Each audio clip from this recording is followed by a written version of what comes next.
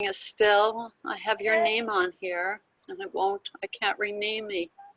Oh no. Oh no. You'll have to make.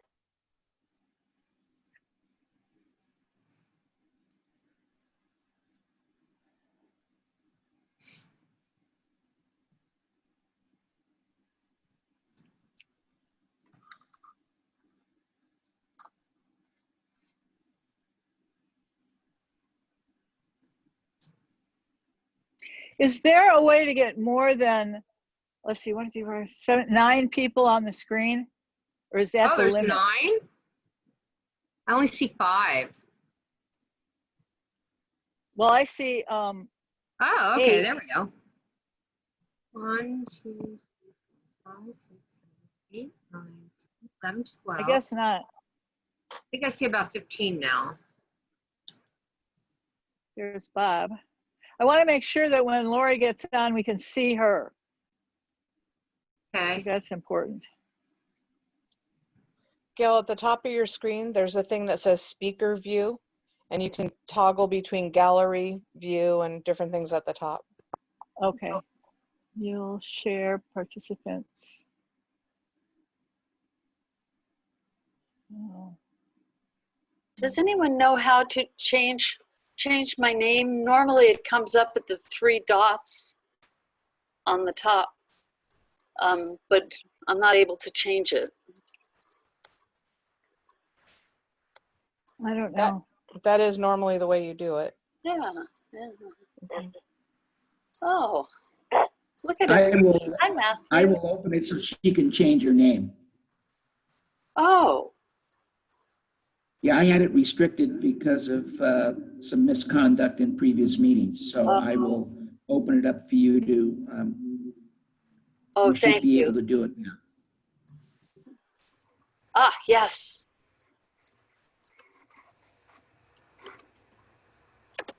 Hi, Christina.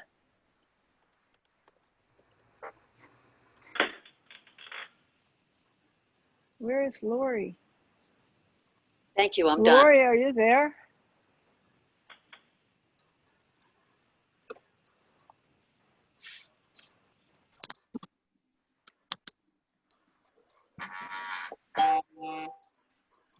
She could call in.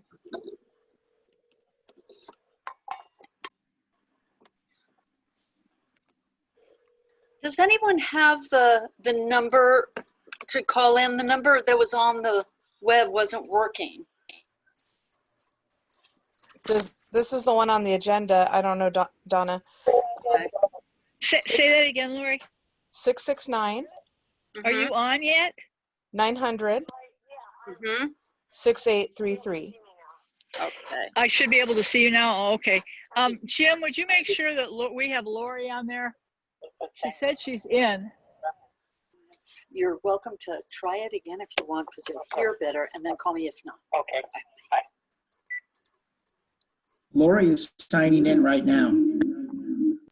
Okay. There she is. All right. Now where's Johnny? There he is. Oh, there he is. Okay. We're all here. We're all here. The gang's all here.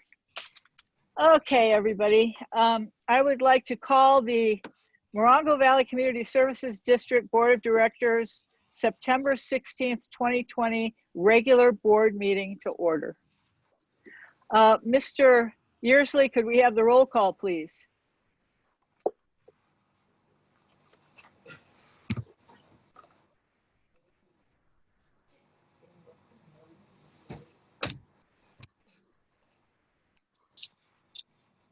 Gail, he'll be with you in a minute. He had to turn the radio down. Oh, okay.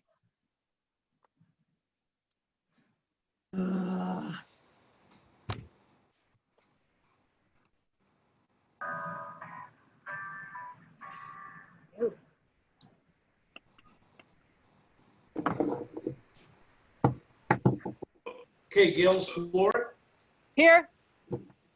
Christina Brooke, Here. Matthew Campos, Here.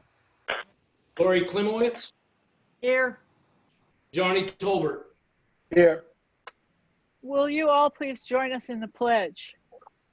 I pledge pledge allegiance allegiance to the to flag the flag of of the the United United States States of America and to the and republic the for republic for which it for which it stands, stands, under God, one nation, indivisible, under God, liberty and indivisible, justice for all. liberty and justice for all. Maybe it should Thank be you. timed next time, huh? Thank you. Okay, can we get an approval of the agenda? So Is moved. there any? Is there a second? Second. All those in favor? Aye. Aye. Okay. Agency reports. Before Mr. Yearsley gives the director of well, the sheriff's not here. Let's start with that. But before Mr. Yearsley gives the director of operations report, I would like to read, and perhaps Mr. Brakebill can put it up online, I'm not sure. We got a certificate of appreciation from the California Incident Management Team.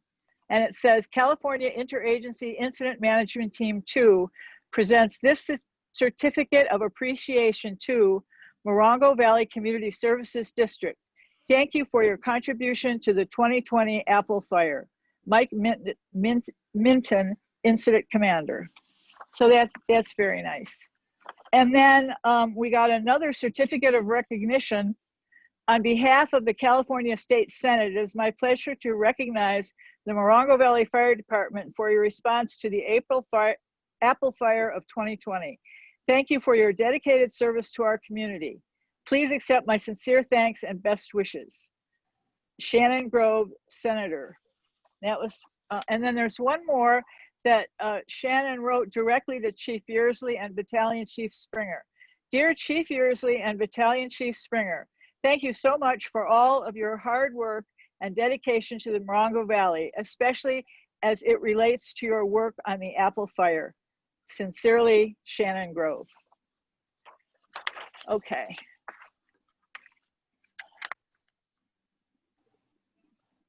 Very nice.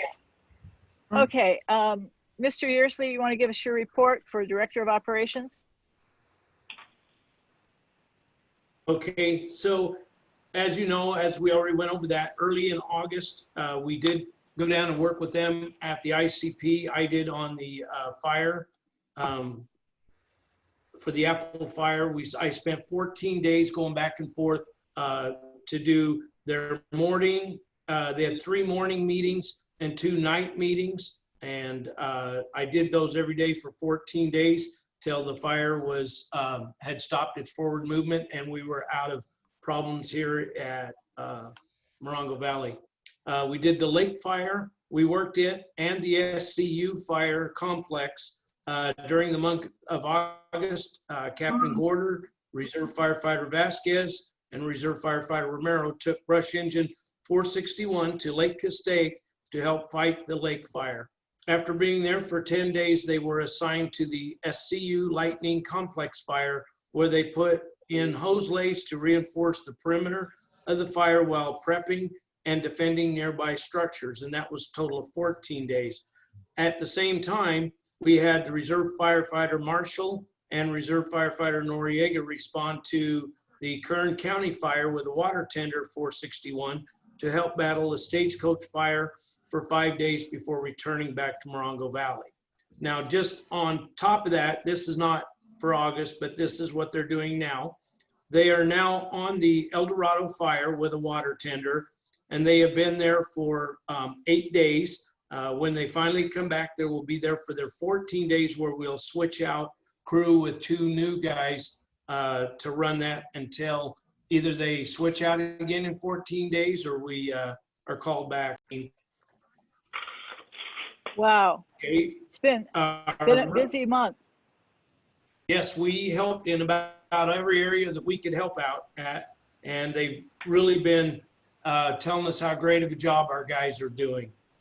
Great. So our run report, did anybody have any question about? Okay, I have a question about the Apple Fire. It's still burning.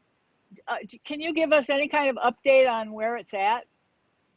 Okay, so the Apple fire itself is not still burning, but the El Dorado fire has Oh. burned into the black of the Apple fire. So it's actually overlapping into the Apple fire. And the okay. biggest part of it is going around the northern side of it, following around the canyon above the old Apple fire. Okay. Thank you. Okay. And that's where our guys are right now, and that's called the El Dorado fire. Okay. Okay, so then our run report for August was, we had 47 I don't know calls how to for mute service. this, so shh. We had 25 EMS calls, 21 ALS, 4 BLS. We had 3 fires, 1 vehicle, 2 vegetation. Traffic collisions, we had 3 with injuries. We had canceled calls we had started out on, we had 4, and public assists were 12. Our training was pretty much the same training. I'll go over those in just a minute, things we've done. There was a correction to the number that we had. The board got one stating that there were only 68 hours, but there were actually 216. When we pulled it off the computer, it had got the wrong amount. So we did do 216 hours of training. That was in auto extrication, utility shutoffs, ground monitor operations, mayday calls, fire ground communications, mapping, wildland strategies, salvage overhaul, air operations of wildland incidents, company officer training, leadership and ethics training, supply line operations, search and rescue operations, radio communications. And in the medical training, obviously, we're back in really pushing hard on the COVID-19 protocols and the updates. We worked a lot on decontamination, infectious control, ALS assist with cardiac monitor, trauma, obstetrics, patient assessments, ALS and BLS, incidents within an incident, fire line emergencies, and then their physical training is done each day. The daily crew workouts, they do a backpack hike up to the Old Glory. The crew runs weightlifting and CrossFit. That's all I have. If anybody has any questions. Anybody, does anybody have any questions? Can I have a motion to approve the Director of Operations report? So moved. Second. All those in favor? Aye. Aye. Any opposed? Okay. Risk Management and Public Relations Ad Hoc Committee. Director Klimowitz and Brooke, didn't we say we might not need that anymore, that committee? It may need to be renamed, I don't know, but last month we were discussing the possibility of opening the pavilion to parents who want to share responsibility for teaching their students as well as babysitting. Right. We haven't gotten very far with that. Jana Overcast has been helping me. Hi, Jana. But what I'm looking for, and maybe we can put this on the CSD website, I need people to give me their email or their phone number so we can start finding out how many people want to do this. Dance meeting is going to cause problems tonight. Jim, can you mute everybody but except the person who's talking? Yes, I can. Okay. Go ahead, Lori. What I was saying is it's very much like this particular ad hoc committee that we have already. People want to help. We had people come and help the first time. We had a crowd of people helping with the floor in that other room. Right. What's the name of it? And the next meeting we had about 6 people. And we had people that were willing and able to do different things for us. And the next meeting, there were 3 of us, Christina, me, and 1 other person. And the one after that, nobody was there except Christina, me, and a couple of art ladies who just happened to be there that day. Now, So do you want something put on? what I'm trying to say is, if the community wants something done, not only do they have to get the information to us so we can set up a Zoom, so we can set up a meeting, whether, well, you know, we can't do it live anymore, so that we can see, what do you want? How are we going to make it happen? Because the CSD board does want to make it happen. Right. But somebody has to spearhead it, and it's not going to be me. One of the parents, you know, you have to have a group that's willing to work together, not just dump their kids off on somebody else. I think Shanna's very interested in it. She has maybe a couple more people that are. I don't have anything more to give you tonight because I'm still trying to collect information on who would like to go to a meeting. That's it. Okay. And Shanna, can you help Lori with that? Oh, absolutely. Am I on mute still, or am I good to talk? No, you're good. You're good. Okay. The idea is, like, you know, that it takes a village to raise a village. And I think if we get enough people to rotate, you know, parents, they keep an eye on each other as well. So we're holding each other accountable, and we rotate in and out. So the kids, when they're studying together, but still keeping distance and keeping safe, then they are encouraging each other to also study, with also, you know, staying social. And at the age of 6 and 5 years old, they are developing their social cues and the way that they're going to introduce themselves. My child, actually, he's 6 and went to the beach just recently, and I told him to introduce himself to another kid, and he ran away and cried instead because he's not learning that. While my 10-year-old can still adapt and remember that introductions are important. So Shanna, what would you like us to do? Would you want something on the website? Do you want us to? Yes, on the website would be awesome and wonderful. When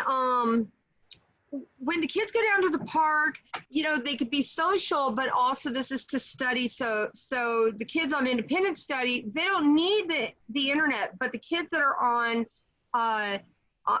the distance learning. Yeah, the distance learning, they still need the internet. They need to be able to connect to the internet to learn their stuff. And then, you know, they'll have their physical education down there and everything. So right. So what do you want us to put on the website? Do you want your phone number or your email address on the website? Yes, they could have both of them on there. That'll be fine. Okay.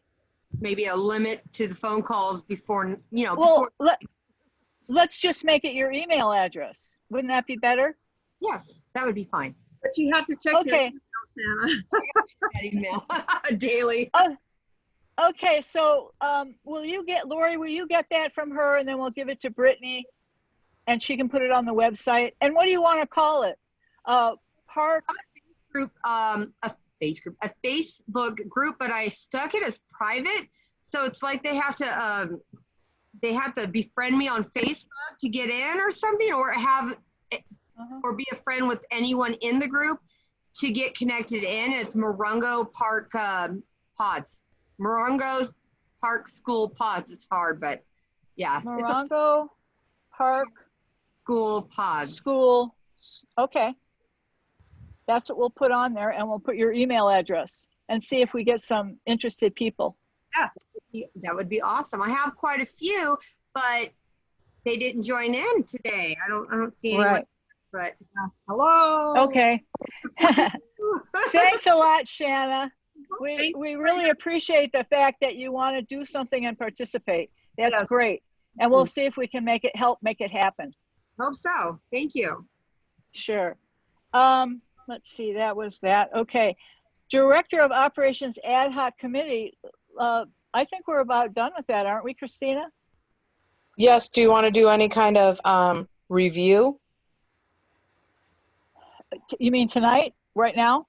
Yeah, about what we already approved in July? Yes, go ahead.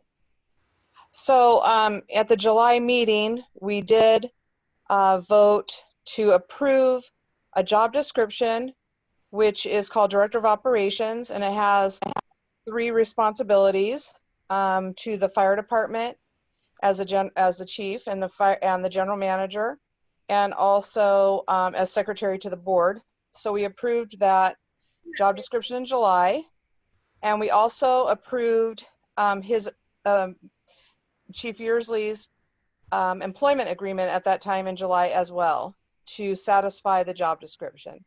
So for Okay. those of you who are new, that is what our director of operations did, and we've already got the agreement in place. So probably next month we won't need it. Okay. All right. Fire apparatus driving parameters ad hoc committee. Johnny, you have anything you want to say about that one? You're Not on at the this committee. time. Not this time. No, we haven't had a chance to meet or anything, so no. Right. Yeah, with all the fires and people going in and out, it's hard to really figure that out. Okay, so we'll leave it on, but we'll come to it again next month. And Morongo Valley Community Service District and Fire Department Funding Ad Hoc Committee. Matthew and I really haven't done anything right now. We're kind of waiting for the budget to get its final approval. So we can come bring that back next month also. So I will put next month for these. Okay. The consent calendar. Can we join those two and just approve the minutes of the regular board meeting of August 19th, 2020, and the cash check disbursements and credit card purchases for August?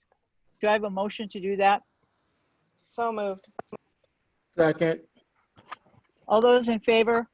Aye. Aye. Anyone opposed? Okay, can you bring Matthew back on the screen? I'm right here. Oh, I just can't see it.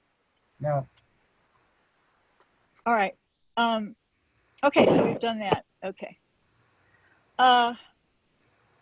Continued business, duty officer compensation. I think we all got something. Christina, do you want to give us the rundown on that? Sure. This is a document that was emailed to the board of directors, so you should have a copy of it.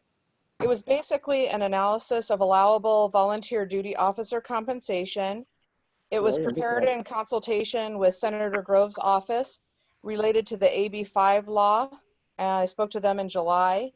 And then, of course, in collaboration with our director of operations, because we wanted to make sure that we're in compliance with the AB 5 so-called gig law.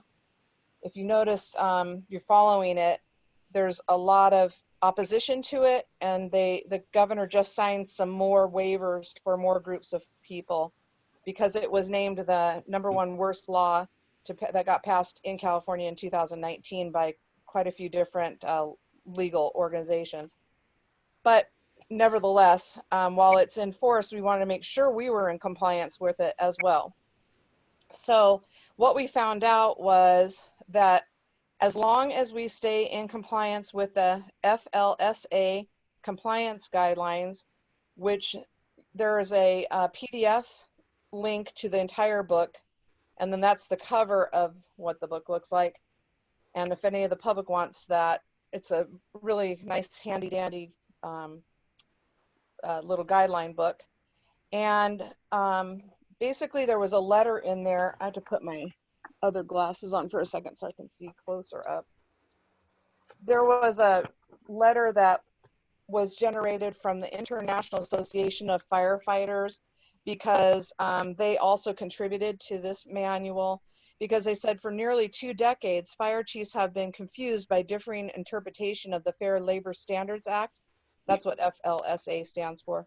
To bring order to this issue, the IAFC sought and gained from the Department of Labor a series of letters ruling to define the requirements that individuals must meet to qualify as volunteer firefighters under FLSA regulations. The IAFC has published this brochure as a guide for fire chiefs and community leaders, such as ourselves, to better manage volunteer firefighters for FSLA compliance. And the International Commission believes that this will be helpful for the leaders of America's fire service. So that's signed by Chief James Harms. He's the president of IAFC when they wrote this book. So I looked through the whole book, and I did find on page 8, basically, 8 and 9, something that's pertinent to us, which is called the 20% rule. And Senator Grove's office also worked up in Sacramento to make sure that this was accurate as well, because they're working with the legislate. She's an assemblywoman that introduced the AB5 gig law in San Diego. And so Senator Grove's been instrumental in helping people apply for waivers. And we brought up the issue of a lot of California fire departments do use reserves who are stipended volunteers for their organization, and that this might have a huge impact up and down the state of California if they were to say you have to hire people at a minimum wage rather than a stipend, which is very much less per hour, like even down to $2 per hour. So if you read the whole page 8 and 9, I know it's awfully little because I was trying to get it on one page for you, but basically it says that as long as a firefighter has not worked for your organization as an employee before, and as long as you take 20% of the total compensation for a comparable services, then you are in compliance with being able to have this person called a volunteer firefighter. So, so then I showed you the calculations on what that means. And I brought up 2 scenarios. When I was consulting with Chief Yearsley on, well, how much does a fully loaded firefighter make? We had to consider, of course, workers' compensation, the benefits that they get, and the payroll taxes as well. And so if you add that all together, it comes out to $59,295. So I did one that was a $55,000 scenario and a $60,000 scenario, so that we'd have, you know, the bottom of the range and the top of the range.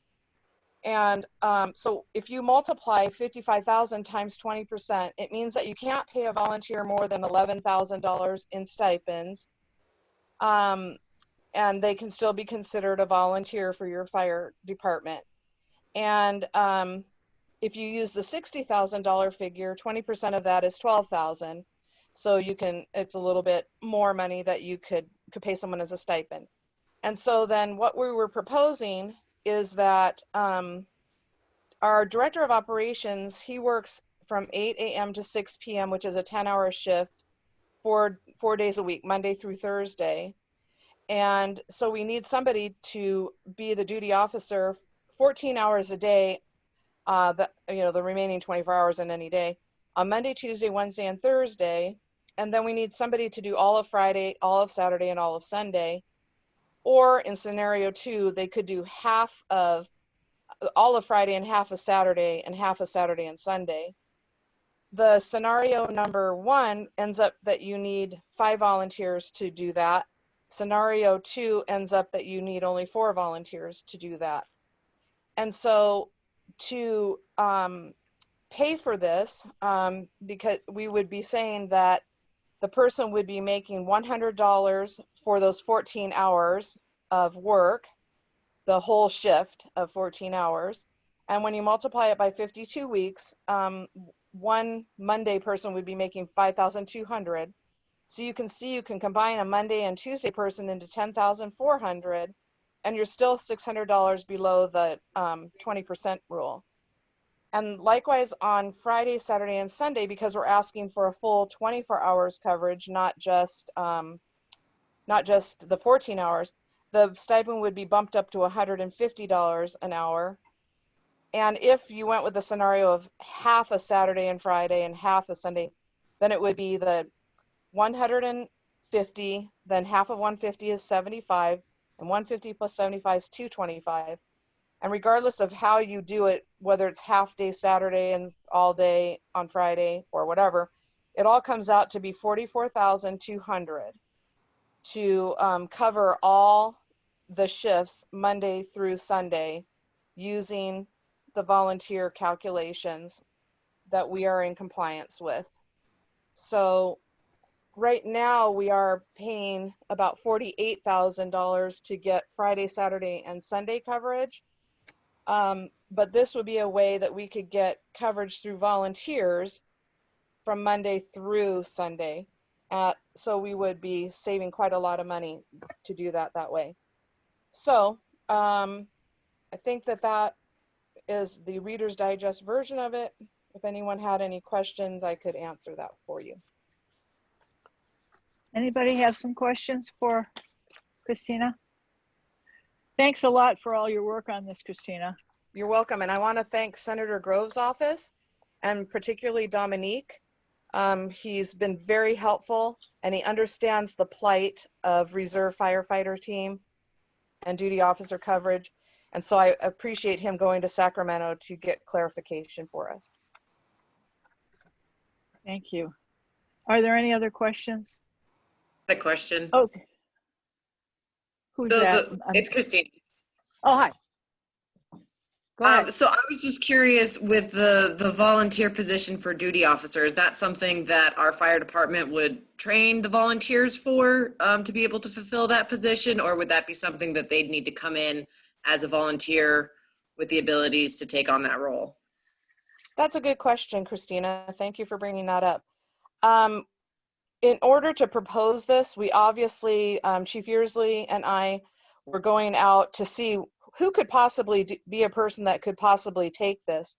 There are some people who are interested in advancing themselves within their fire careers, and it's very costly to go to trainings for them, and they're interested in becoming a volunteer because they would be getting on-the-job training. And one candidate, for example, that we were thinking about, just talking with people, we're just like, is this even possible? He was a retired fire chief. And so he would have a lot of experience. It wouldn't be like a first-year person coming out of the academy to do this kind of a shift. And so, and then there's other ones that want to move up to the rank of fire chief or maybe a division chief. And this would enable them to get on-the-job training that they would otherwise have to be paying for in courses and things like that. So some people are interested in these kinds of jobs, and they certainly wouldn't be, a first-year firefighter out of the fire academy. Right. They have to do duty officer coverage, which is, running an incident, so incident command. So I can't volunteer? You could apply. Any other questions? I have a quick question. Oh, Johnny, yeah. Director Brooke, you're not doing interviews and hiring, are you, for this position? No, we're just doing investigation to see, is there even anybody really out there? Is this, I didn't want this to just be a pie in the sky pipe dream that we could do this.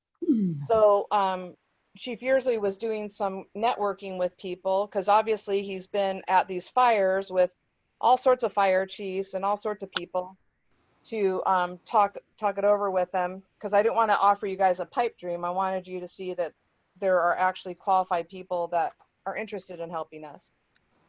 I just wanted to make sure that the board was not part of the hiring process for that. Not at all. Not at all. Just doing an investigation to see if this is even possible. Thank you. That answers my question. Thank you very much. You're welcome, Mr. Tolbert. Okay, anything else? Okay, I would like to now open the public hearing for our 2020-2021 fiscal year budget. Okay, that was the break. Now go. I have a couple people that I know would like to speak or have comments or questions. So this is the time for people to step up. And I'd like to start with Donna Yearsley. Donna Yearman, she has something that she wants to bring to the board. Thank you. Thank you. So I'm Donna Yearman, and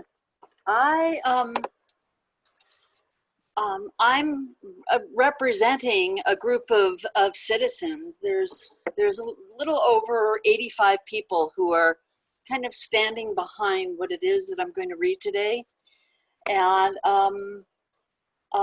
we all asked for information about the director of operations and the budget, and then we received it, which we were delighted about. The information we received is all public record. And once I read the list, I'll read the names of the people who are standing behind this. So I will ask if anybody has any questions or comments that you hold it till the end, because it's a little bit on the lengthy side. And so, you know, I'd like to go straight through it and get going. So thank you for giving me this opportunity. So Mr. Yearsley has been the director of operations for the Morongo Valley CSD for almost 3 years now. When he was hired, an extensive professional background check was performed. It showed no problems in his past employment over many years. Also, his qualifications and certifications were examined, and they were found to be of the highest standards.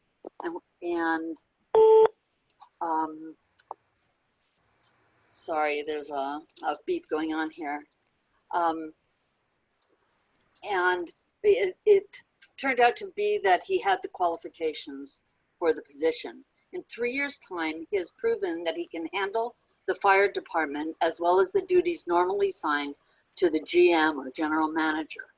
There are many benefits that this dual position affords citizens and taxpayers of Morongo Valley. We have saved $21,340 because Mr. Yearsley has been willing to take half the salary of a separate GM while fulfilling all the responsibilities that go along with the job. In addition, the district has not had to pay a separate portion of benefits that would add to an additional $12,000 or so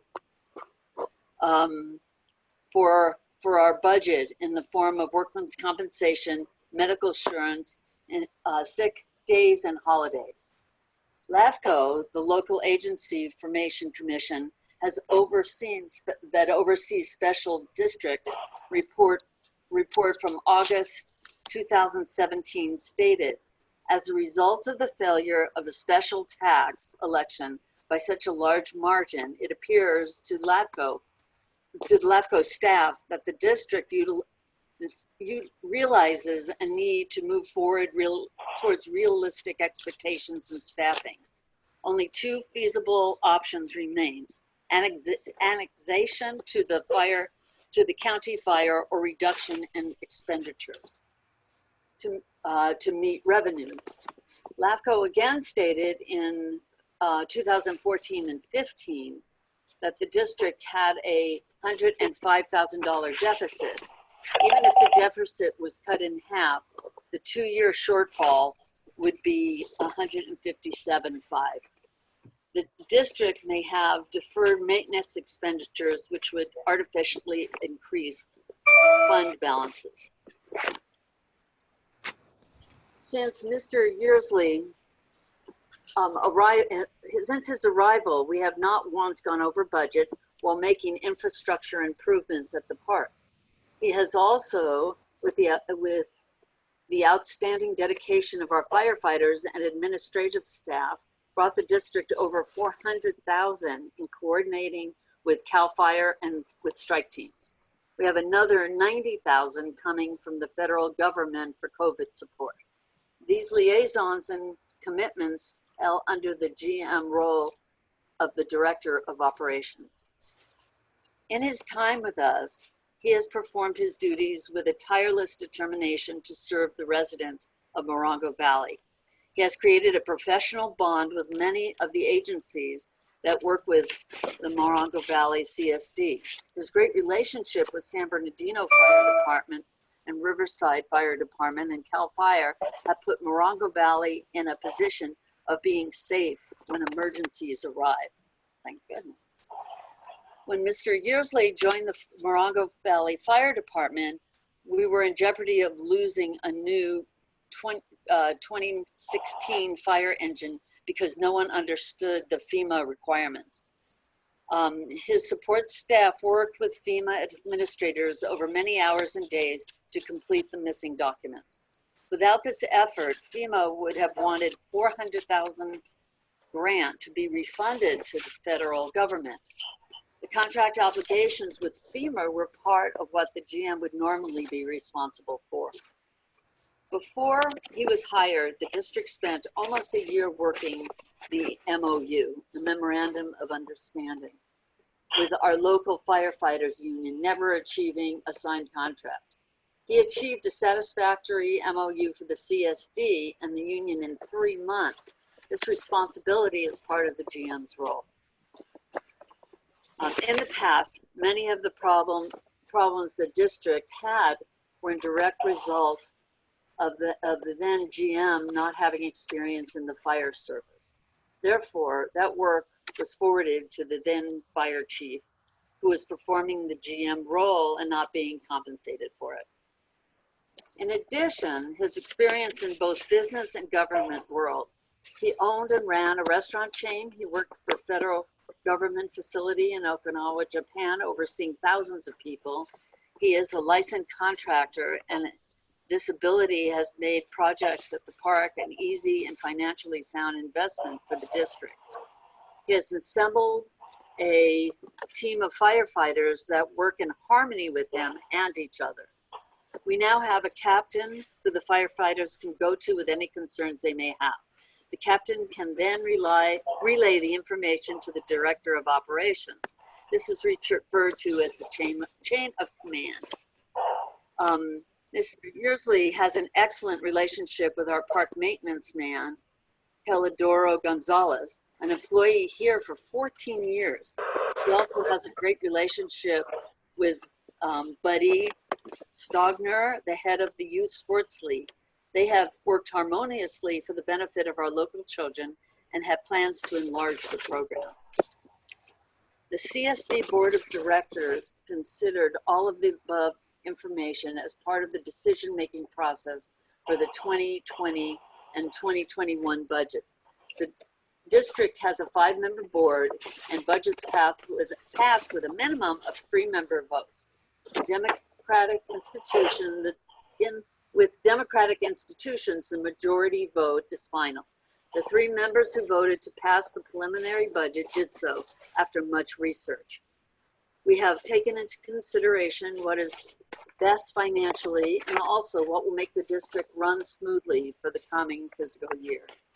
Although we have heard from some in the community that they want a different outcome, we must assure them that we have all discussed all the options at the table and know from experience that majority of the position of the CSD board is making the best call for the community's ability to retain and manage our fire, ALS, or advanced life support and park services here in Morongo Valley.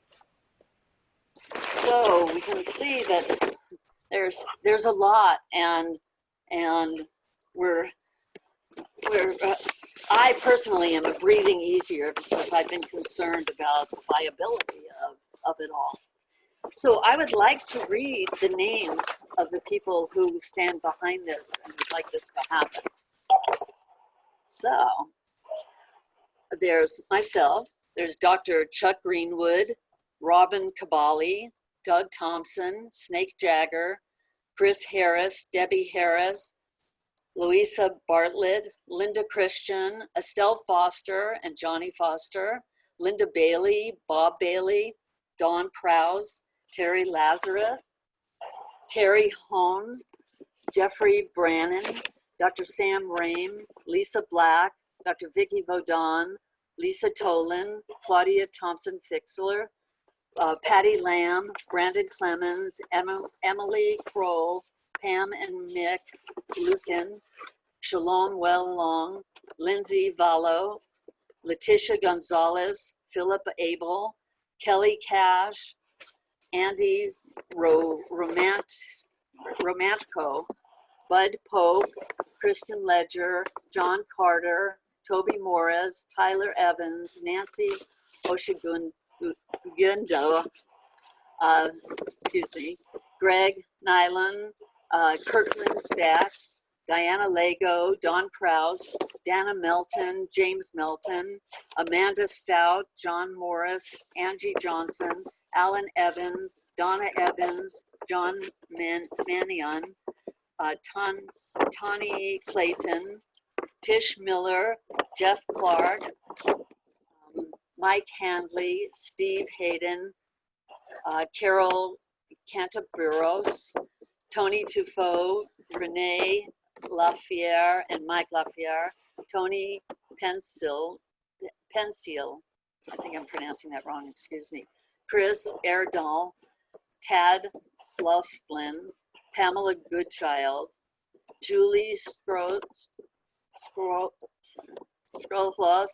Rick Scrolos, and Isabella Scrolos, John Gillespie, Annette Dalen, Gina Sislow, Rita Tilden, Sky Tilden, Camila Crone, John Crone, Julio Arano, Walter Hill, Jim Carcella, Patty McCulley, Cherry Campbell, James Newberry, Virginia Geeson, John Geeson, Jim Geeson, Richard Testado, Robert Testador, Christy Dilloff, Rainbow Cassidy, Cassio Spiro, Julie Caves, Chris Caves.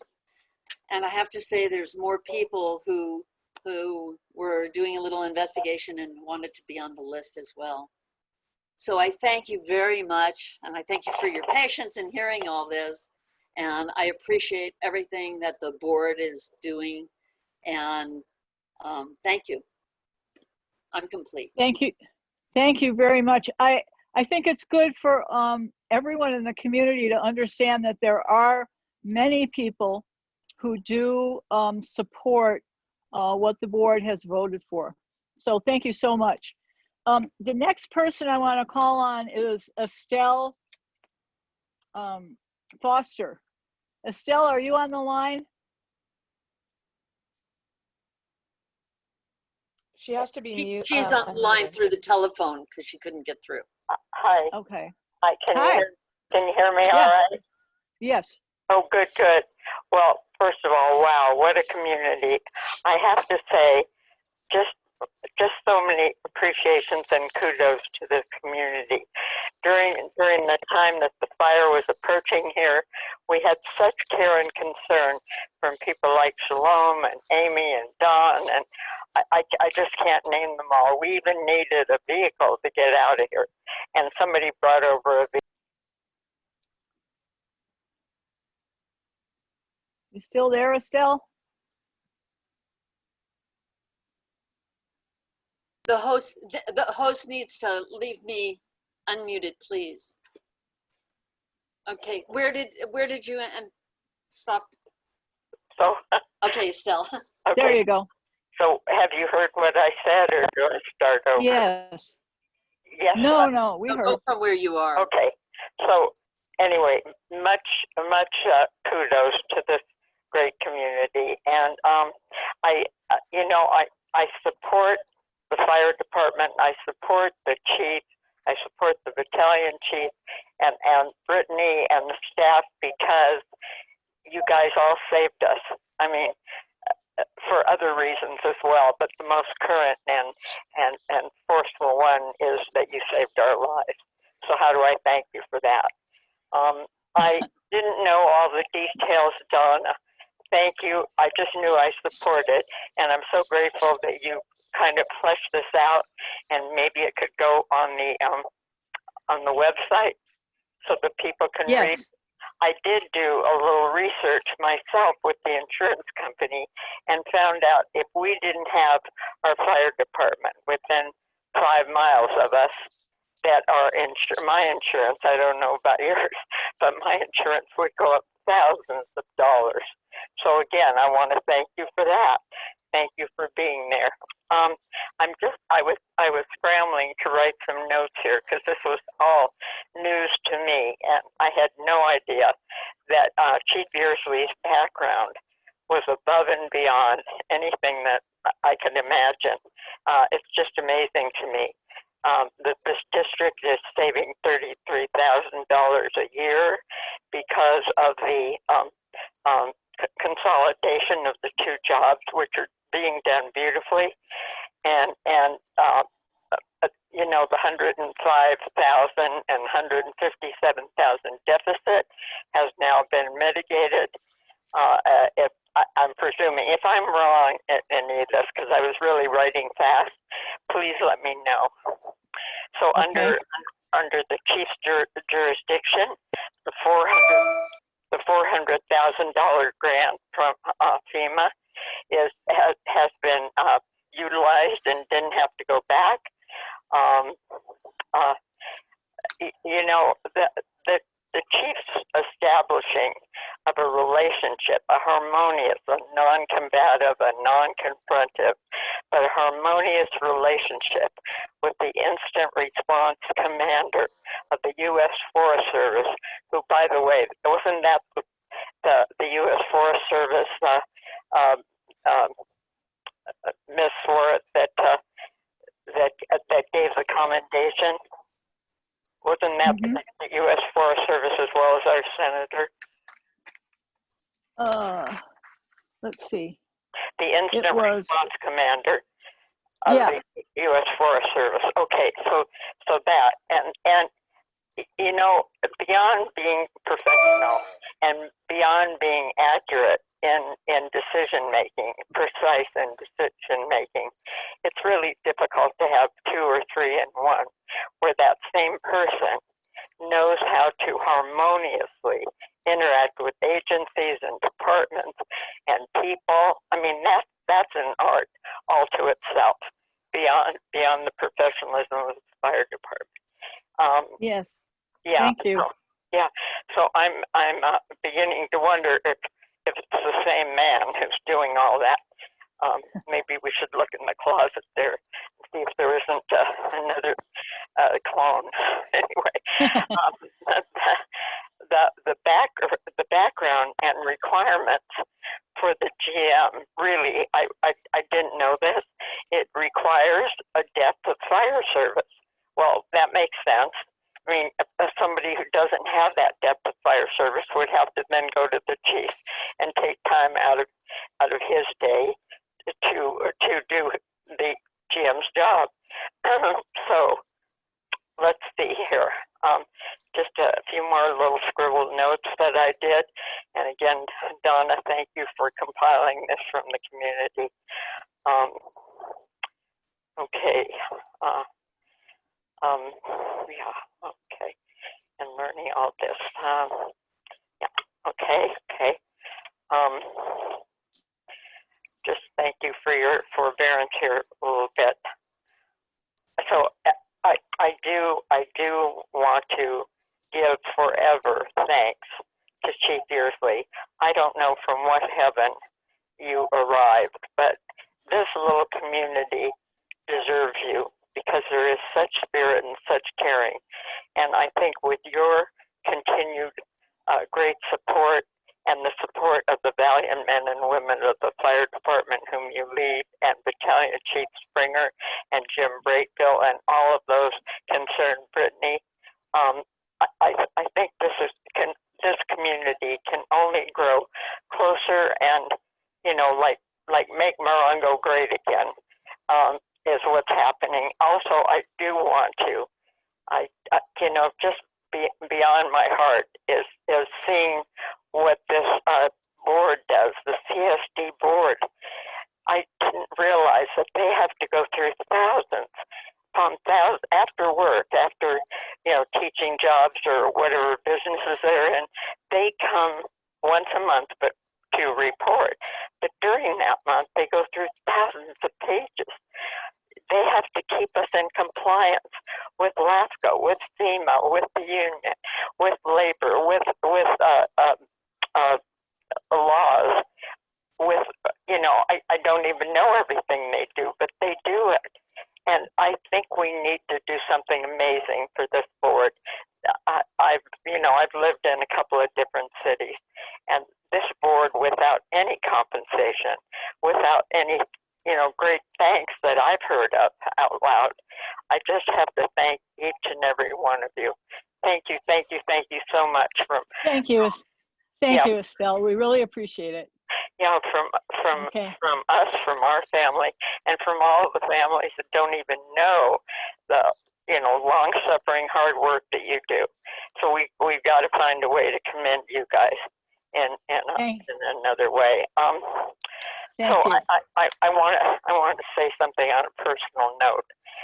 You know, my dear sister just passed, very close to me, my only sister, and I was kind of sitting out on the porch out here, kind of really thinking about it and grieving, and I found myself going deeper and deeper into sadness. And I said, okay, I'll come back to this, but right now I want to do something to make a positive difference. So I called the fire department. I guess that's what you do if you want to make a positive difference. I called the fire department and I said, I understand that the community's been giving you donations of food and I don't know what else. And the person who responded, firefighter, said yes. And I said, how is that going? And they said, well, there's not quite, the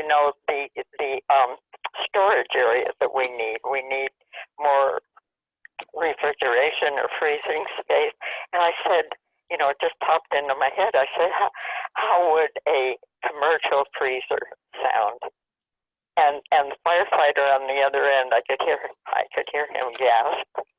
And he said that would be our greatest wish ever.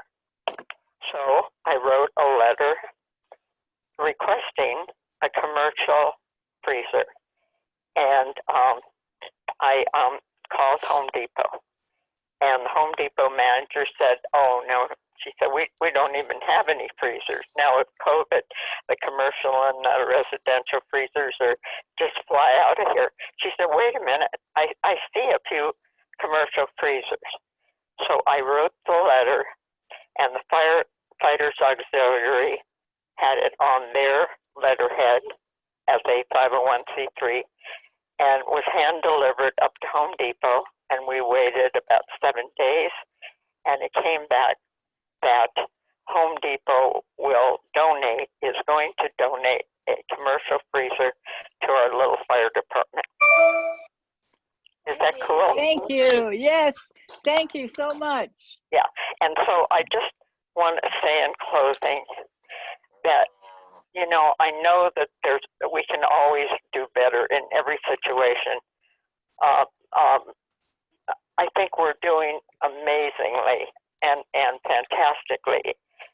I mean, this little fire department and Chief Yearsley and all of the other chiefs are incredible people who devote so much time, and the board is beyond incredible. So I want to say to people in the community, my fellow neighbors and friends, if you have a gripe or you have a constructive criticism, I'd rather say it that way, with civility and respect. If you have a constructive criticism, volunteer, get involved. I plan to see that freezer is filled up, so I'm going to keep working on it. But Thank you, Estelle.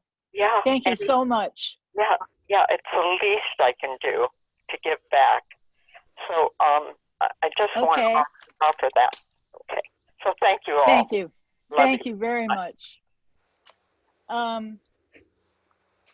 I have a few comments or questions from the online. One is from Darren Sandon, and it says, why does the preliminary budget not list Director of Operations and the salary for that position? Also, why does it not make it clear that this is being paid to the same person as the fire chief? Also, how much is the fire chief being compensated for medical reimbursement when he is receiving 100% from the CSD? I can tell you the reason why we have the fire chief and the director of operations of the GM in a separate category is mainly for when we apply for grants for the fire department. The granting agencies want to see what the fire chief or the fire personnel make. And they don't want to see the GM side. So we just left it that way. But we all know, and we have agreed upon, some of us have agreed upon the fact that the director of operations is actually the fire chief and also has the duties that a GM would have. How much is the fire chief being compensated for medical reimbursement?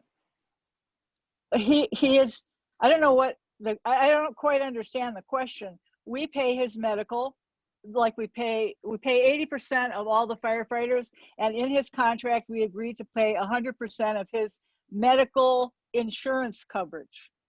That was part of his contract. So I think I've answered that one. Let me see. Well, the fire chief, who is this from? This is maybe from Darren also.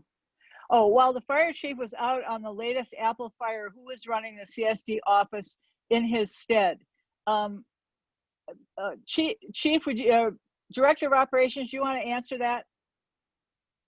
Yeah, that was, so the 14 days that I was down there, I would leave to go down there about 6 o'clock in the morning. I would do the 3 meetings that I had to do. I'd leave there at about 10 o'clock, drive all the way back to the station, do all the duties of the general manager through till about 4 o'clock. Then I would go back down to the 2 meetings that would keep me there till about 10:30 to 11 o'clock. Then I would come back to the station and do a debriefing with the fire personnel with Chief Springer, so they knew what was going on.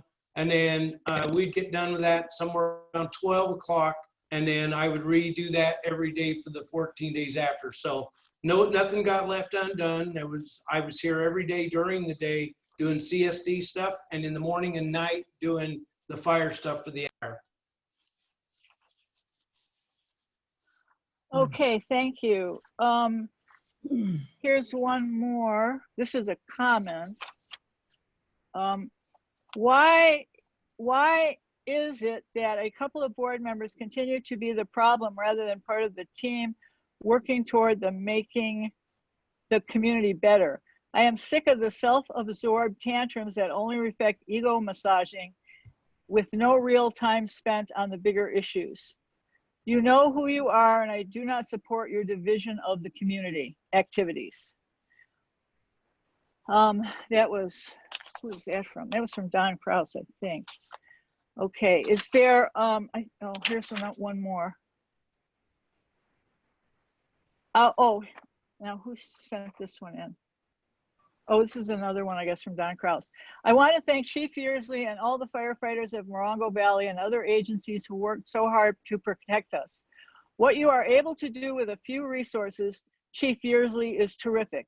Yes, I would prefer that more administrative positions could be paid for, but the money is not there. For those who do not remember, I led the campaign to raise our taxes, nominally to fund the types of premium type fire department positions being demanded by some. So I am not some instant wannabe detractor.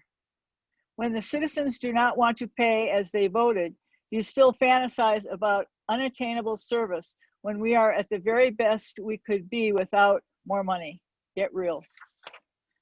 Okay, I think that is all that was on the website.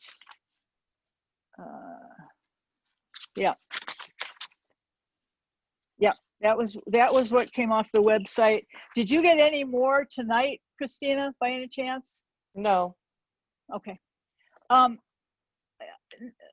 there any other people in the audience right now that want to speak? Anyone? Jim, is anybody raising their hand? Nope, I don't see anybody, nor did anybody send me a text. Okay. Johnny, do you want to present anything?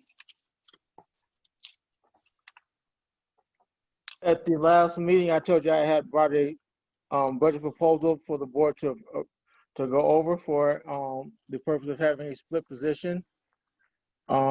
I spoke with Chief Yearsley about it. We had 4 or 5 pages of signatures for people who have come in to complain that they wanted 2 positions. the board had said we could not split it because we couldn't afford the money. And we do have a proposal that does cover 2 positions. It would be a part-time general manager for $20 an hour, 26 hours a week. And that would still bring us in $3,000 under our budget. I did give this to Mr. Yearsley, told him to put it in the board packets, told him to put it on the internet, on the website. Neither did happen. According to him, he told me that he spoke with you, Gail, and you told him they couldn't be going to packets because it was not voted on by the board to begin with. When you yourself told me you wanted it here last month. So I turned that down September 1st. That's why I'm giving you this opportunity Okay. Okay. So my question on this is, since I moved here in 1979, for all the years since 1979, we have never had a part-time general manager. And I think if you would ask Mr. Yearsley, who has been doing that job for the last 3 years, I'm sure his comment would be that there's no way that you can have a person do 24 hours a week as the GM, because he's doing way more than that now. I would disagree with you. You would have to have support staff for the GM. GMs have always had support staff. Go ahead, Johnny. I would disagree with you after watching Donna Munoz do the job very well for less than 40 hours a week. It can be done. As for hiring more support staff, we didn't hire more support staff until after Donna Munoz left. We've always had 1 receptionist. After Donna left, and we brought in the general manager that didn't meet what their resume said it would, we did have to start hiring more personnel then. So if you hire someone who is capable of doing the job, you do not have to hire 3 or 4 more people to do the job. It can be done in 26 hours, and we don't need to have 3 or 4 extra people to do the job if you hire a competent person to do the job. It's the same thing I would say right now when I know for a fact that district staff has been doing a lot of the general manager's work. District staff does a lot of the secretary of the board's work that we said was the responsibility of the director of operations. So there's no way one person can do those 3 jobs efficiently. Well, and ask for the salaries. You know, we can sit and argue all night, but the paperwork that you submit yourself, Ms. Brooke, stated that we'd be paying another $30,000 a year on top of the $78,000. So that's over $108,000. So we can sit and argue all night. The numbers don't lie. We can do it if you're interested in hearing how to do it. Mr. Tolbert, I don't remember saying any number like 100 and something thousand tonight. No, you did not say it tonight, Ms. Brooke. You are correct. But you also did give us paperwork stating when we gave him the $82,000 that we should have been paying another $30,000 a year. Well, that's when he was doing the duty officer coverage for the other 14 hours a day. So he was doing 24-hour shifts Monday through Thursday, and some Fridays, Saturdays, and Sundays. So those are 2 completely different topics. You still can't pay one person 2 jobs the same job. Well, he was working 24-hour shifts. So. What? Okay. Anyway, it does. I think Lori has her hand up. Where is she? Oh. Hi. Hi, Lori. I'm confused as to why we're still discussing this. If we had already voted, I don't remember if it was June or July or whenever, on the MOU and the job description and whatever else was going on with that. Why are we still beating a dead horse? Well, we needed to have this open public hearing, which we are doing. Okay. And we're trying to get people from the community to give us their input. But we've heard what you've had to say, Johnny. And if there's no one else that wants to speak, I would like to close. Matthew. Unmute yourself, Matthew.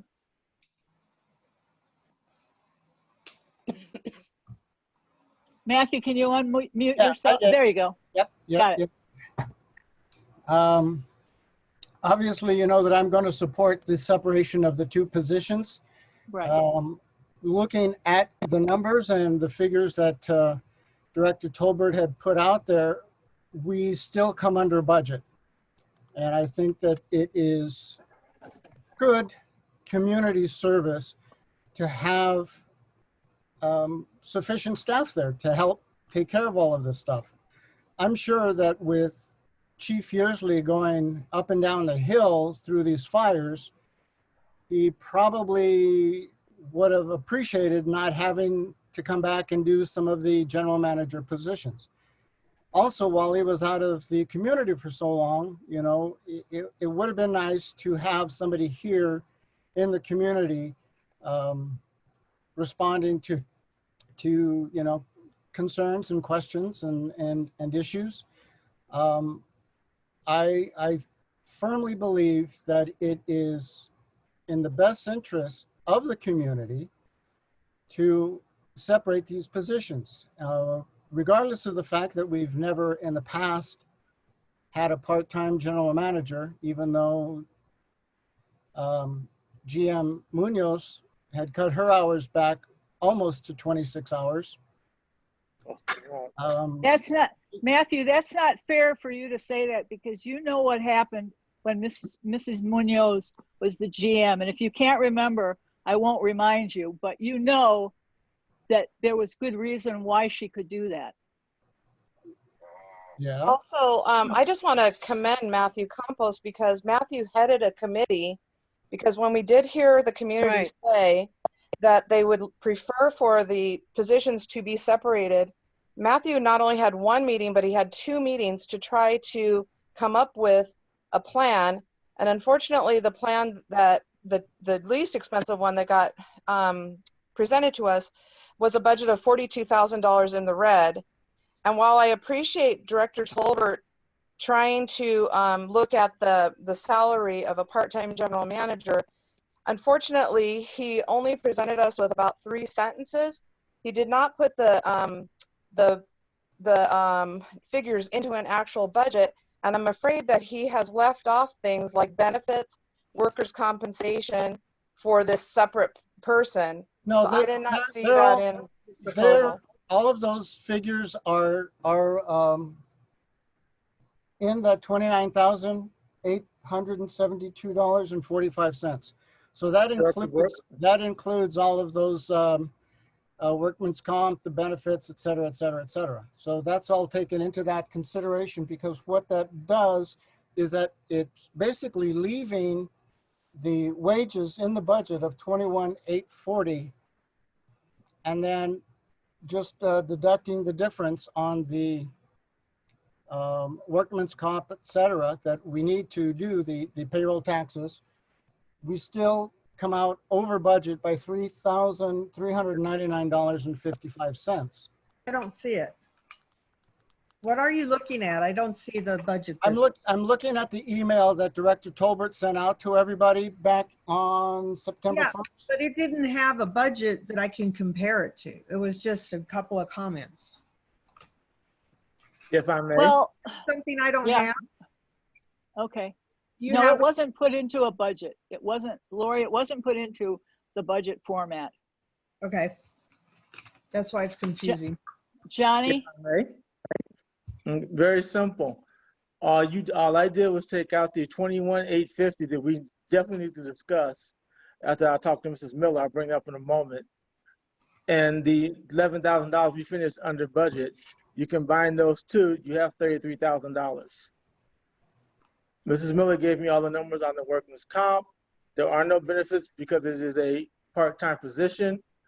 And the total number with workman's comp, taxes and everything is $29,000 for the year for a general manager, for a part-time general manager. And so we finished off at $3,399.55 under budget. It has been said multiple times that if we were to split 2 positions, we could only come in over budget. I've shown you where that is not correct. Can you tell me on one of the budgets, which line number you're getting the 21,000 figure from? I told you in the letters, line item 5002.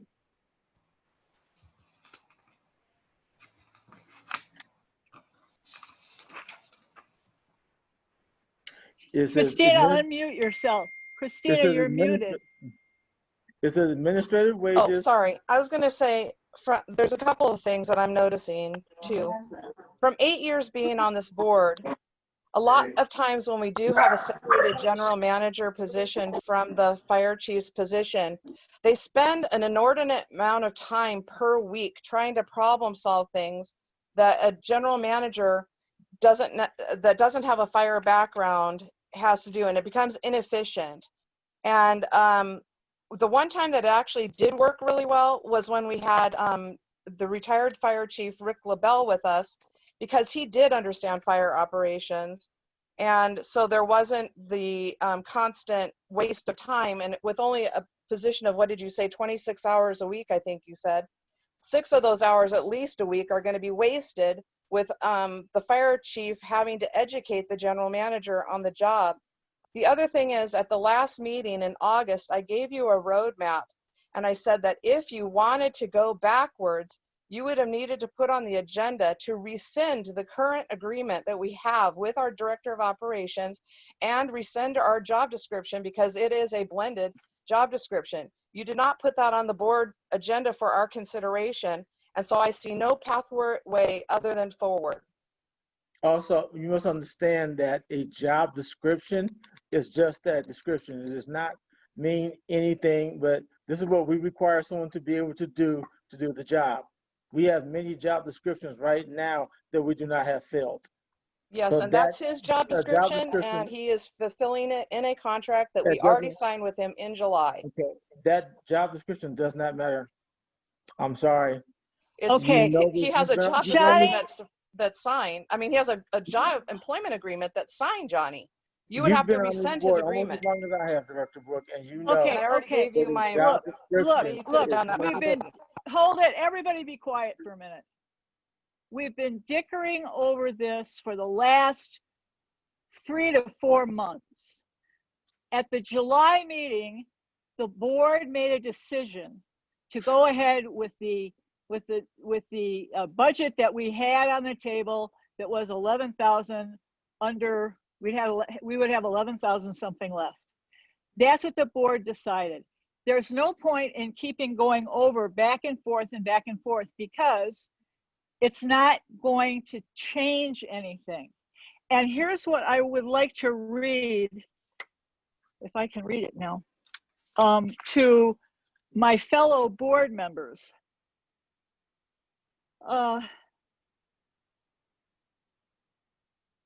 Okay, here we go.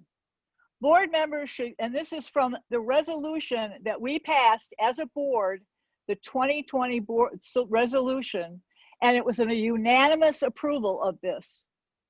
Board members should commit themselves to emphasizing the positive, avoiding double talk, hidden agendas, gossip, backbiting, and other negative forms of interaction. Board members commit themselves to focusing on issues and not personalities. The presentation of the opinions of others should be encouraged. Cliques and voting blocks based on personalities rather than issues will be avoided. Differing viewpoints are healthy in the decision-making process. Individuals have the right to disagree with ideas and opinions in a constructive and forthright manner.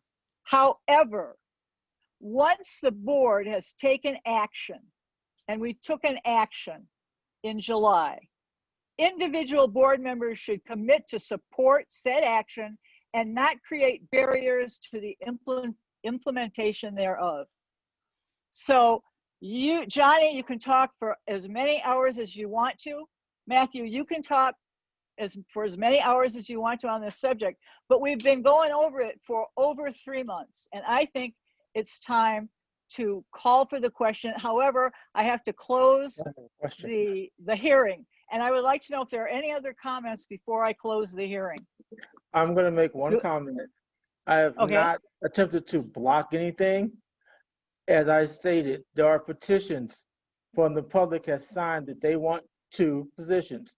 So I am giving them an option of what they asked for. That is all Okay, I've done.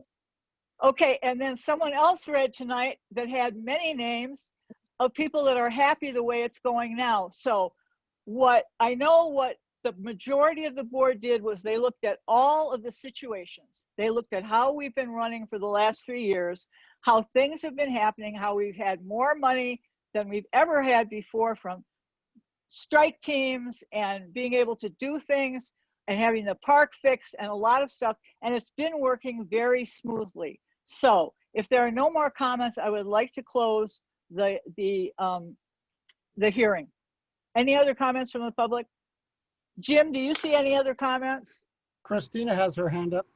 Yeah, I just didn't know. I'm sorry. I just was wondering, is this clarification, does this completely close the meeting once this is done, or is the meeting? No. This just Okay. closes the hearing. Oh, Yeah. okay, got it. I'll be right back, guys. Don't talk to me. All right. So I would like to, at this time, close the hearing on the budget. So the hearing now is closed. And I would like to, where are we on this? Public hearing. Okay, now we are on adoption of the 2020-2021 budget for the Morongo Valley CSD and Fire Department. Do I have a motion to approve the 2020-2021 budget that was presented with the $11,000 plus whatever left? So moved. Who moved it? Lori? Is there a second? I'll second it. All those in favor, take a voice vote, Gary. Ask each member. Gail Swart, Aye. Christina Brook, Aye. Matthew Campos, No. Lori Klimowitz, Aye. Johnny Tolbert. Nay. Okay, the motion has passed and we will now can proceed with that budget. Thank you all very much. Someone was asked about the trunk or treat that this is number H, new business. The trunk or treat that we usually have, we don't have it. We just allow some people to set up across from the firehouse. And for some reason, it was reported on the radio that the CSD does that. No, the CSD does not do that. We just say we will participate if they want to set up across from the fire station.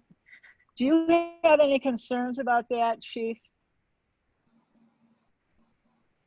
I would say we're still in the COVID process and stuff that's going on. And we had talked about doing like Buddy had talked about for the ball field thing during the time before, when they were just going to have the drive by and get a bag of candy. I think that if we had the trunk or treat set up across, we'd be in the same situation of them still being, a lot of people together in contact. I think that we should look at, it's up to the board, but I think we should look at having maybe a procession of cars that could drive by and pick up a bag of candy from the firefighters that would be masked and the people in the car as they went by. Oh, okay. So, well, Halloween is the last day of the month, isn't it? Yes, 31st. So we can put that into, we can put that on the next month's agenda. Shauna, do you have a question or a comment? Unmute yourself. Or Jim, unmute her. Shauna.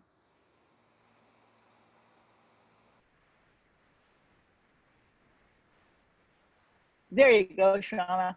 No, do it again. Am I There we go. There. All right. I've been corona tested, right? So what they do down there is they have these big clear plastic shower curtains. You can buy them at the 99-cent store. And if we do a trunk or treat, you can literally set one up for $1 in front of the trunk or treat thing. And put a bowl of candy in the front with a little sign that says take one and still be, you know, decorated and within distance. Okay. Or have cars drive by and do that. Yeah. We could have a bag of stuff all ready to go and just give out a bag to each. Like a drive-by, kind of like a drive-by haunted trail. Yeah. Okay. Well, Johnny, was that you? Yeah, that was me. Was that you, Johnny? Yes. Go ahead. My only concern would be the same thing we said about the Easter candy. We were going to do that, and we had to cancel it because of liability. I'm thinking we're going to look at the same thing again with liability. I think Gary's idea of doing it through the fire department would probably be the best way to actually cut down the district's liability. I mean, my suggestion would be, before we go any further, is once again contact county health. Are they putting any what regulations is the county looking at, so that keeps us from having extra liabilities? Okay, and I guess we should call SDRMA also. We could do something else that would be fun for the kids. Because like what? Well, you know, those movie screens are not that expensive to rent, those blow-up movie screens. And you can have kind of like a movie thing for the kids, and everybody's in their cars, so everybody would be distanced. And you have like, I mean, I throw up a movie in my front yard every year, but I don't get a big crowd or anything. But you could do that at the park or something, and put up a movie screen and put up like the Great Pumpkin Charlie Brown for the little kids. Well, let's find all the things. I just got a text message from Meg, and she said the county.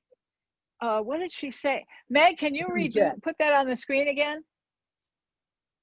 Just bring your chat up. It was in the chat. It said, oh, what does it say? Gatherings are currently banned by the San Bernardino County and state COVID regulations. Okay, so maybe this year people are going to have to, you know, figure out with their kids and just their neighbors. Maybe it's better if I thought the governor was saying they were actually canceling Halloween this year in California. Say that again. Say that again, Johnny. I thought I heard the governor saying they were going to cancel Halloween in California this year due to COVID-19. Okay. I just want to throw something out there with everything. A lot of what's going on right now with COVID regulations and what we're permitted and what guidelines are listed with through state mandates. It's a lot of what we're willing to take on ourselves and figure out where we fall into compliance and options that we can take based off of guidelines.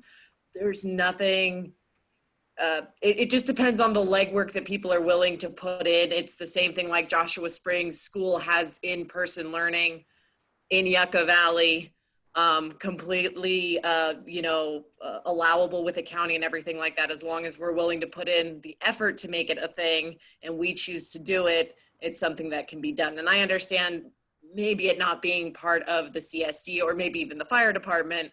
And like Gail said, keeping it to neighbors and friends and things like that, figuring out something off of public property, but there's no way that the governor is able to cancel things like that.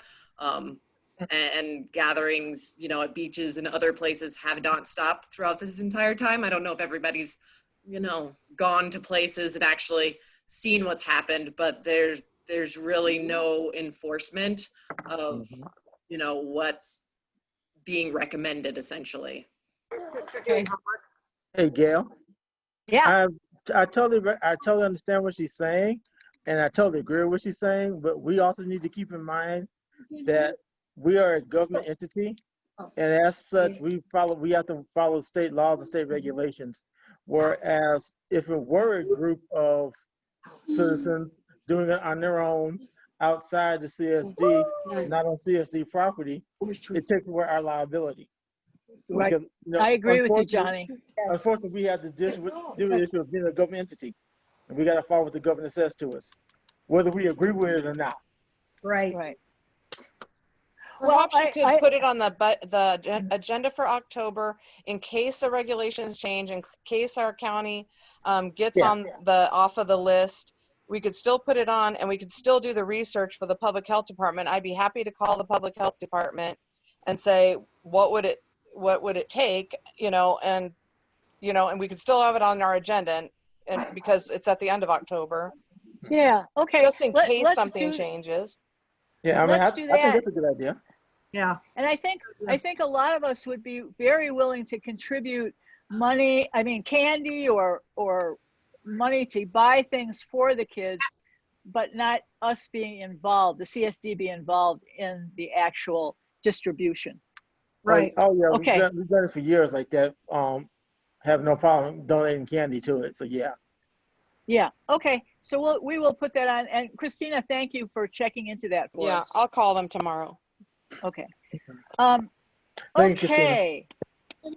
Now the election candidates forum. You had to sit through this. Well, if you become a board member, you're going to be sitting through this once a month. We have 3 people running. Johnny is running. Sue Lefevre, who I saw, there she is. Hi, Sue.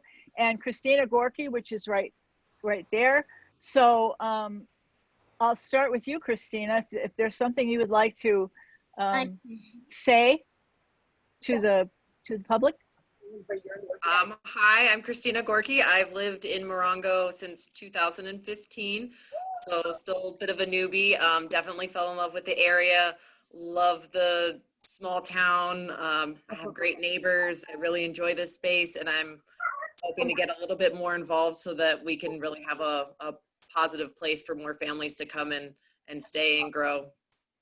And if anybody has any questions, you can email me or you can ask now or anything like that. I'm happy to answer questions. Does anyone have a question?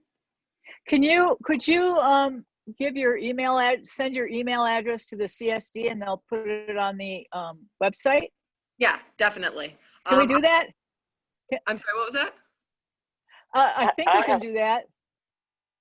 I have. We can just As long put your. as she tells us we can do it. Yeah. Do you have a question? For you. Okay.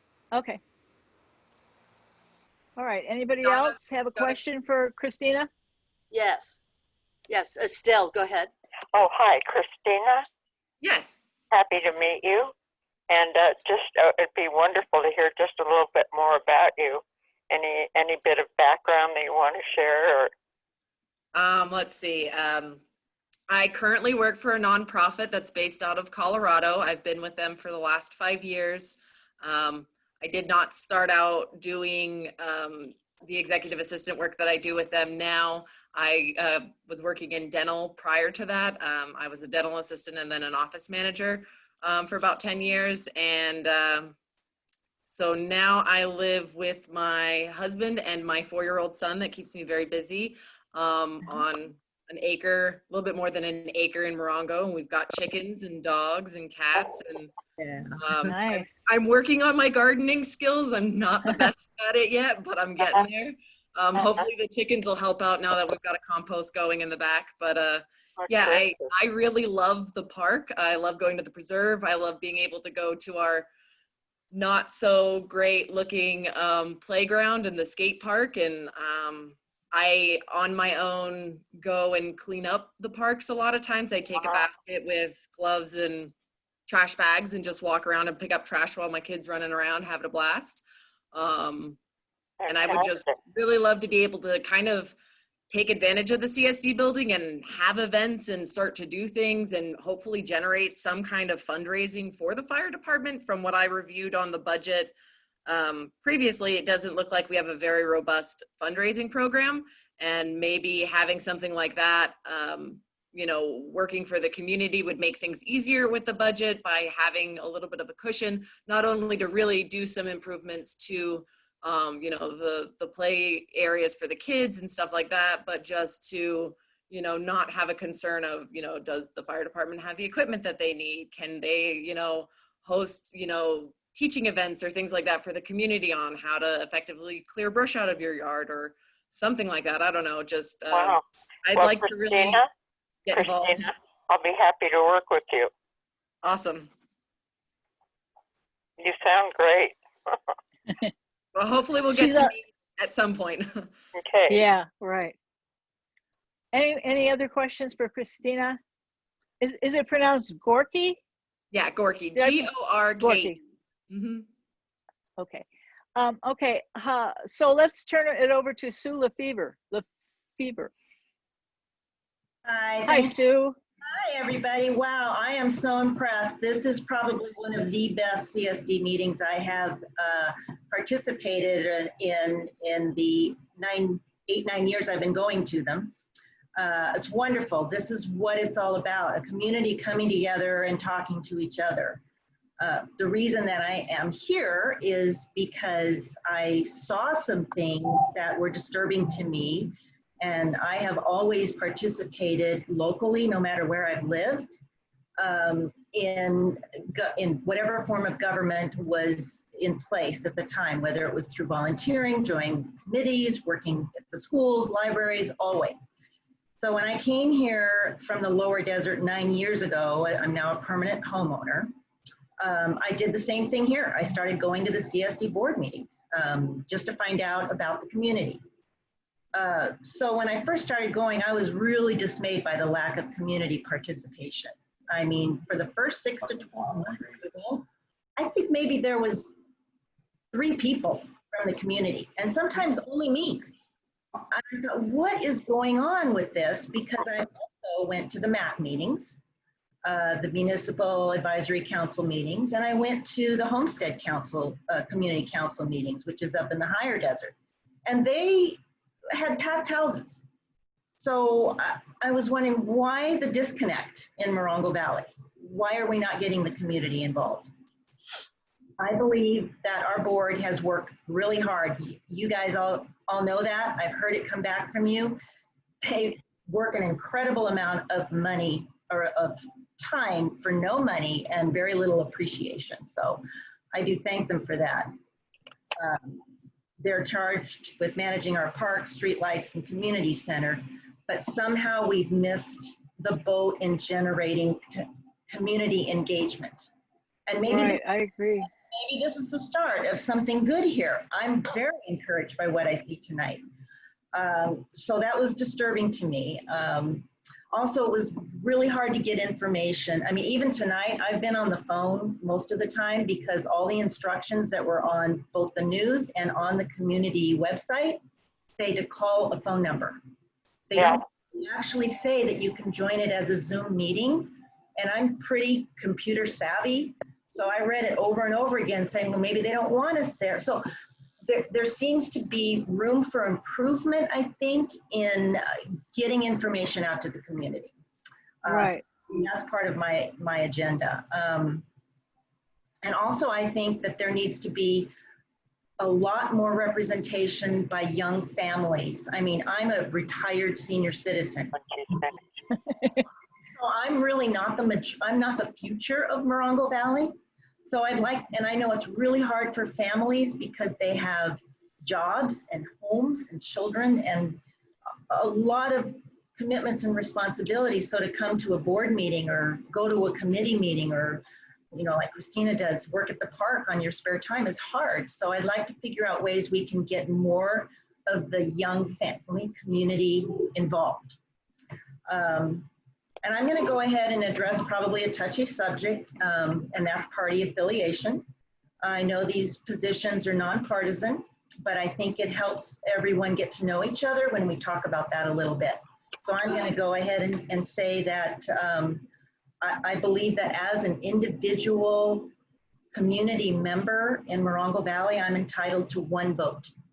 But as a CSD board member, My job is to represent what the majority of the community wants, regardless of whether or not that is in alignment with my personal agenda, okay? So I am a registered Republican. I don't necessarily vote a straight Republican agenda, depending on the issues and how they affect me as an individual. I moved here because I believe in the rural residential lifestyle. My personal goal is to make sure Morongo Valley continues to be a safe, peaceful, quiet, family community that remains protective of the natural environment. I am an equestrian with memberships in several horse community affiliations and clubs. And so I'm very, very much supportive of non-motorized trails. My goal as a CSD board member is to listen to the community and develop policies and procedures in our community center that is consistent with the majority interests and desires, even if they don't necessarily agree with me as a personal individual. But I believe the families who live and work here are the future, and that we need to somehow figure out how to get their voices heard better.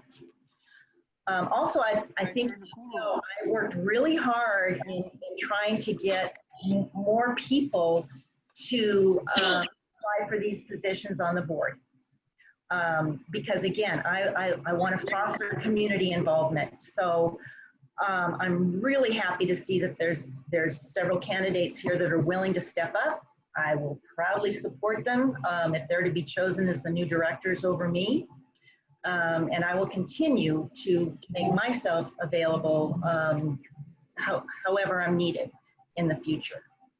So I thank you for your time, and if there's any questions, I'd be happy to answer. Does anybody have any questions? You know, I just want to thank Stu. A lot of good ideas. Thank you. Thank you, Sue. That was Estelle. Yes. Okay, Johnny, you are the third member that's going for the board. Good evening. My name is Johnny Talbert. I've lived in Morongo Valley now for the last 14 years. I spent the last 9 of those years as a member of the CSD board. In those 9 years, we've seen a lot of change come to this district. Most of it for the good, some of it for the not so good, unfortunately. We've had to fight these hard times. The one thing that I've always worried about is we need to keep our fire department local. I don't know how many of you know, but the county of San Bernardino is doing everything they can to try and bring our fire department into their area under their control. We would lose control of it, and we would lose control of our taxes. A few years back, we did propose a tax proposal put on the budget, excuse me, on the ballot.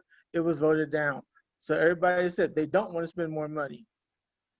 We have a limited amount of funds to work with that we try to work within at all times. Unfortunately, everything that we want done with the parks, with the NPR, we don't have the money for. We have done different fundraisers throughout the years. I've been a member of the Firefighters Auxiliary. I currently am still a member of the Firefighters Auxiliary. I've done the Youth Softball League. I volunteer my time with the Youth Softball League, with the Youth Sports League. I also volunteer my time through Yucca Valley and Tri-Valley Softball, Tri-Valley Little League. My goal is to keep the control of the Morongo Valley Fire Department local. Also, my goal is to make sure that the people of this district are heard. We have people who are complaining different things that aren't heard, or they feel they're not heard. And that can't happen. The board is elected by the people to serve the people. And that is what we need to do. Would you, Shauna, would you mute yourself, please? Go ahead, Johnny. I feel that at times that has not happened. And that is what we need to get back to. Listening to the public and showing them how we are spending their money at the best way we possibly can. Thank you. Okay, are there any questions for Johnny?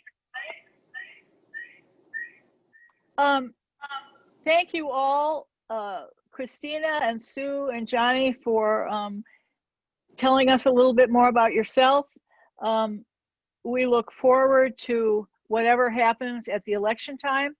And I know that whoever comes onto the board, if they're new or if it's Johnny and he's back again, that we'll all work together to try to make this work for everybody. That's been our only goal, is to make this district work and within the budget that we have. And we will continue to do that, I'm sure, no matter who the new members are on the board. Now we have the individual directors' reports. Director Klimowitz, do you have anything you want to add?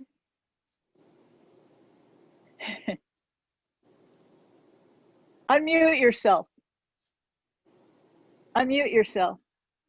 There, okay. There you go. Sometimes you have to click it a few times. Yeah, okay. No, I have 1,000 things to say and nothing. You know, it's kind of a choice, but thank you to, I was thinking about all kinds of speeches I could make, but I hope that people in Morongo Valley realize, or at least get the word out there, that it might look like we have a lot of money. The fire trucks cost a lot of money. And if the bottom line is, if we lose our fire department, we will not get the service we need in our town. People, especially the ambulance service and stuff like that. And I think we've said this at meetings many times, but I sure hope the whole community understands that. Like what Johnny was saying, we only can do what we have the money for. And back to the beginning of the meeting when I said, you know, people have to spearhead it, the community has to take part in it. Same thing with the fundraisers. Yeah, we've tried. I hope one of you candidates can get people more motivated. We have put up a website now. I just hope that people are paying more attention. But I love Morongo Valley. I've been here, oh man, how long? A long time. 96, what is that? 06, 16, so 24 years. Yeah. And there's a lot of great stuff here. I'm still feeling like it's not getting out there. And I hope we can continue to work on that. Thank you. Thank you. Thank you, Lori. Director Tolbert, do you have anything else you'd like to say? As always, I start off with thanking the men and women of Morongo Valley Fire Department for the outstanding hard work you do with the Lake Fire, the Apple Fire. Also, I'd like to send a special thank you to Chief Springer, Firefighter Gilbert Velasquez, I believe his last name is, and Paramedic Morgan for yesterday taking care of my daughter when she had a bad car accident. Oh, They no. came, yeah, they came down, they took care of my daughter. She's fine. She's gonna be sore, as Paramedic Morgan told her, but I give an extra special thank you to them. Also, I would like to give a thank you out to our former fire chief, Jack Johnson, who saw the accident from the other side of the grade and came to render service also. So, like I said, thank you extremely to the three of them, and thank you to all the men and women of the fire service. Also to our district staff, Brittany Chavez, I know she's been working extremely hard to get things done and to keep everything moving. Chief Yearsley, you did a great job going down to the command post. Thank you very much. You did keep us informed. Men and women of the board, we got to keep working. We got to keep working hard. Keep working together. We'll get it. We'll get it done. But once again, my last thank you is for my daughter. Have a good evening. Thank you, Johnny. Matthew? First of all, always thank you to our men and women of the fire department, everybody that's been working so hard. I know that there's been a lot of people coming in and putting in some extra hours, water tenders and strike teams, and just a lot of stuff going on. And, you know, thank you guys and gals very, very much. Thank you, Brittany, also for the hard work that she does in the office and keeping everybody and everything together. It's quite a lot. The other, I mean, I'm just so grateful. You know, we're under an evacuation warning for several days, which created some tension on top of COVID and everything else, you know, and it was not pleasant, but felt safe and secure knowing that our fire department was here to help us and to take care of us. And that was really quite a relief. And I thank you guys and gals very, very much. I also want to remind everybody that the census is not over. If you have not participated in the census, if you want to help out Morongo Valley, please, please, please participate in the census. It really does make a difference for our community to get good, accurate numbers. So spread the word, make sure that you go online and fill out the census, okay? Also, November's coming up pretty quick, so plan your vote, but get out and vote. And other than that, you know, it's the whole idea and point and purpose of everything we do is to try to do our best for the community and making sure that we're representing those that we hear from and let us know what their issues and concerns are and to represent the constituency, making sure that we represent our friends and our neighbors that have ideas and share with us their perspective. So that's all we do. And fly in my face, excuse me. Oh. So just thank you, everybody, and I really appreciate it. And census and vote. Thanks. Thank you, Matthew. Christina, Brooke? Okay. I'm just so impressed with all the commendations that came in. I really want to thank the U.S. Forest Service for recognizing us, Senator Grove's office for recognizing us. That's really incredible, and our team just did a fantastic job, very well represented on social media, and the press conference was very well recognized and very well run. So thank you to the fire staff, the chief, the admin staff.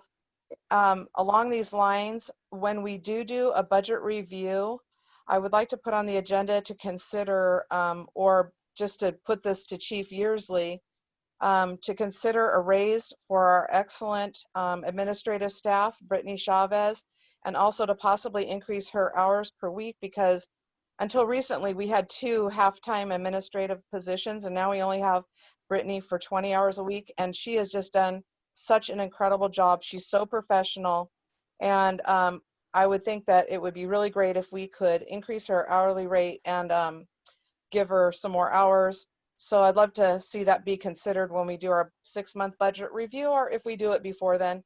I would highly recommend that. Excellent staff member. I also want to thank Estelle and Dr. Yerman for all the work that you've done, and thank you for getting a commercial freezer donated to us. That's really amazing. And our family will help contribute to stocking it up too with you all. So we're happy to do that. Another thing I wanted to say is sometimes it seems like we may not be listening to the community, but we really are. That's why we assign subcommittees to look at things, and we go through hundreds of pieces of paper. I've been on the board for 8 years, so I have some collective memory of you know, how things happen. And even though sometimes it may not seem like that, we really are considering everything that you are saying and evaluating it. But sometimes there's just hard decisions that have to be made with the hundreds of pieces of paper that we have to review. And also, just for the board members that are running for the position, we wish you all the success in doing that. I remember when I first came in and said I'd like to serve on the board, I really didn't want to do another 4 years, but there wasn't anybody that stepped up to the plate, so the County Board of Supervisors asked it to do 4 more years. By the time I'm done, I will have 10 years served on the board, and my greatest desire for you 3 that are going to be coming in on the next rotation, whoever those 2 people will be, my greatest desire is that I can pass on all the knowledge that I have gained, all my computer files, hundreds of computer files, to whoever is coming on board, because I hope I can transfer that knowledge to you so that you don't come in overwhelmed. And I remember my first days and weeks as a board member, there was a lot to study. And I'm very thankful that you guys are stepping up to the plate. And for those of you who don't know anything about me, like personally, Christina, well, Stu does know me and Johnny does, but Christina, my grandpa built the house that I live in the early 1960s. I helped build it with the little pebbles in my pocket going up and down Navajo Trail. And it's such a fond place to live because it was my place to come when I was a little grandchild. And I then moved out here, and so I'm living in the house Grandpa built. And my daughter and I moved out here in 2005, and that's when we officially took over the property that actually had been sold out from under us from an aunt. So I got the property back into our family after all those years. So it's kind of an interesting story. So I've loved this area since I was a little girl, and I'm so proud. And I often wonder, I wish I could ask my grandfather, like, why did he stop in Morongo Valley? But I didn't have the insight at the time. I wonder what he saw as a jewel, that this community is. I'm very, very proud to serve you. If you don't think we're listening to you, we really are. And we just have to couch it with lots of information that comes to us and digest all that and make our best decision based on that. And I also am a teacher, a special ed teacher at Morongo Valley Elementary School, in case you didn't know that, Christina. And so I work with about 200 families there, including Shauna, who does so much with her kids and everything. And I just love our community. So thank you for the honor of serving on this board. And we look forward to whoever is going to be the next 2 members that come on. I'll do everything I can to help you. Bobby, is that Bobby Tolbert that wants to speak, Jim? Yes, it is. Okay. Hi, Bobby. Yes, go ahead. Hi. I just wanted to thank the fire department for yesterday. You guys were amazing. Our daughter was pretty shook up, and they Morgan really calmed her down. And I just want to thank all the fire department that was on staff yesterday who came out to her accident. She is doing well, a little bruised, but thank you to the fire department. Bob, Morgan, Gilbert, thank you so much. That's it. Thank you. Thank you, Bobby. I want to thank Matthew for reminding me about the census. Yes, the census is very important. Please go online.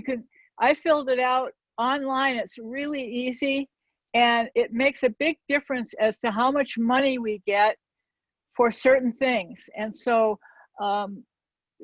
it's such an important thing because a lot of Morongo is kind of families that are not, on the high end of income. And so if we fill these forms out, there's a possibility that we will get more money into the community, and we can use it, obviously. And I want to thank everybody tonight. This was a great meeting. I appreciate everyone's comments. I think we got through this very nicely. And I certainly agree with Christina Brook about how I've been in Morongo Valley since 1979. And I've been on the board, I think now for 6 years, and I was on the board in the past.